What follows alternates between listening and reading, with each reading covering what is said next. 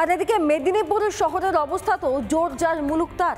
ফুটপাত দখল হয়ে যাচ্ছে, একের পর এক সরকারি জমি সেটাও বেদখল হয়ে যাচ্ছে। কিভাবে দেখুন।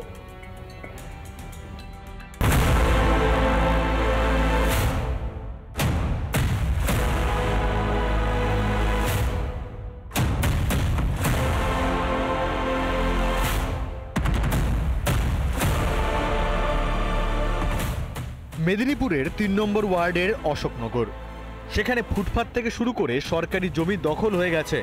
এই বিল্ডিংটাই একসময় কুষ্ঠ রোগীদের জন্য ব্যবহার করা হতো, জোনাল ল্যাপ্রোসি অফিস, কিন্তু এবার এই জায়গাটাও দখল হওয়া শুরু হয়েছে। আমি দেখাচ্ছি গেট বরাবর কিন্তু ঠিক এইভাবেই ঘেরা হয়ে গিয়েছে, দোকান তৈরি হচ্ছে। এর পাশে এই যে দেখুন আরেকটি দোকান রয়েছে, এটা হচ্ছে একটি স্ক্র্যাপ বলবো, ঠিক এইভাবেই পুরোটাকে দখল করে একটা স্ক্র্যাপ কারখানা তৈরি হয়েছে। কার পারমিশন রয়েছে, আদৌ বৈধ পারমিশন রয়েছে কিনা তার কোনো কেউ কিন্তু দেখার নেই। শুধু বাঁশ দিয়ে তৈরি দোকান নয়, তৈরি হয়েছে পাকা কংক্রিটের দোকানও। কিন্তু কাদের অনুমতিতে এই দোকান? সবাই দোকান করার জন্য তারপরে চলে চলিয়েছে, সবাই তো এখানে দোকান। আমি বলছি কারোর অনুমতিরও প্রয়োজন নেই। এখানে তো সবাই দোকান করেছে, কারা অনুমতি দিই না? একটা দোকান করতে গেলে একটা ট্রেড লাইসেন্স নিতে হয় বা পৌরসভার, হ্যাঁ মিউনিসিপ্যালিটি যেতে হবে। হ্যাঁ, মিউনিসিপ্যালিটি নিয়েছেন আপনি? আপনার আমি কিছু নেইনি। এই দখলদার একা নন, সাংবাদিকদের ওপর রীতিমতো চড়াও হন এলাকার 2 তৃণমূল নেত্রী। আমাদের সময় রিপোর্টার, এটা সামান্য একটা ছোট্ট অনুমতি দরকার হয় না তো? সবাই সরকারি জায়গায় সবাই করছে, এত দোকান করছে, তাদের পিছনে নেই, আমাদের পিছনে এত প্রশ্ন করছেন কেন? প্রশ্ন করারই তো আমাদের কাজ, আমাদের কাজ প্রশ্ন করা।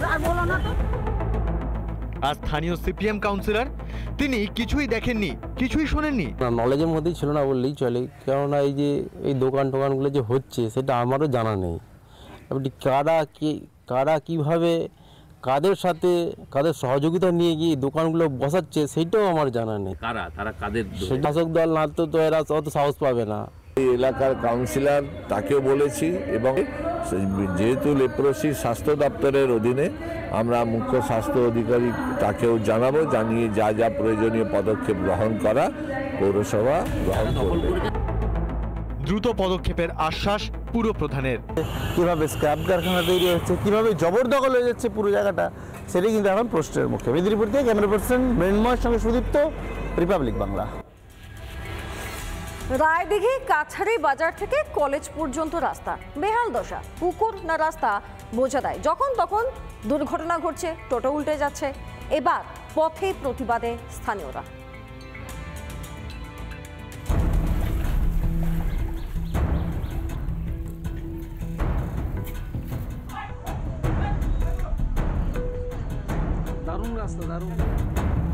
দক্ষিণ 24 পরগনার রায়দিঘি কাছারি বাজার থেকে কলেজ পর্যন্ত রাস্তার বেহাল দশা। প্রশাসনের কাছে বারবার দরবার করেও রাস্তা আর ঠিক হয়নি। তাই এবার রাস্তা সারাইয়ের দাবিতে পথ অবরোধ করলেন স্থানীয়রা। রাস্তার এই আলেই হবে কেন? আজকে যা টাকা নিচ্ছে নেতারা ঘাঁটি মোটা করে নিচ্ছে, রাস্তার কাজ করছে নেতারা। এই পথেই দুর্ঘটনার মুখে পড়ছেন স্থানীয়রা। দারুণ রাস্তা, এখানে আমরা নিজেরাও থাকতে পারছি না, এমন ভাবে লরি যাচ্ছে, গাড়ি যাচ্ছে, উল্টে তো যাচ্ছে, উপরন্ত ঘরে জল উঠে আসছে। রাস্তা অবরোধ কেন তা নিয়ে উল্টো সুর পাথর প্রতিমা পঞ্চায়েত সমিতির সভাপতি মনুশ্রী মণ্ডলের গলায়। 11 বছর আগেকার কথা ভাবুন, প্রত্যেক মায়েদেরকে মাটি রাস্তায় হাঁটতে হতো, প্রত্যেককে কাদা রাস্তায় হাঁটতে হতো, অত্যন্ত খারাপ রাস্তায় হাঁটতে হতো। আজকে কি এমন হয়েছে এটা এইরকম অবরোধ করতে হচ্ছে? অভিযোগ, রাস্তা কেটে বসানো হয়েছে জল স্বপ্ন প্রকল্পের পাইপলাইন, তারপর আর সারাই হয়নি রাস্তা। তার জেরেই এই অবস্থা। সেটা টেন্ডারও হয়ে গেছে, রেস্টোরেশনের ওয়ার্ক আমাদের 5 জুন সেটা টেন্ডার ওপেনিং হয়েছে, অলরেডি ওয়ার্ক অর্ডার দেওয়া হয়েছে। 2 দিনের মধ্যে কাজটা শুরু হয়ে যাবে। প্রায় প্রতিদিনই ভোগান্তির শিকার হতে হচ্ছে স্থানীয়দের। এখানকার বিধায়ক, এখানকার এমপি সব থাকার সত্ত্বেও রায়দিঘি বিধানসভাতে আর রায়দিঘির রাস্তার এই অবস্থা, তার মানে বুঝতে পারছেন মানুষ জনগণের কি অবস্থা হতে পারে। ফলে রাস্তা সারাই না হওয়া পর্যন্ত বিক্ষোভ চলবে বলে দাবি করেন স্থানীয়রা। উদাসীন প্রশাসনের টনক আর কবে নড়বে? জানতে চান স্থানীয়রা। রায়দিঘি থেকে বরুণ হালদারের রিপোর্ট, রিপাবলিক বাংলা। নানা ধরনের কন্টেন্ট দেখার জন্য লাইক করুন, শেয়ার করুন আমাদের ফেসবুক পেজ, সাবস্ক্রাইব করুন আমাদের ইউটিউব চ্যানেল। পাশাপাশি অন্যান্য ব্রেকিং নিউজের জন্য অবশ্যই চোখ রাখুন রিপাবলিক বাংলায়।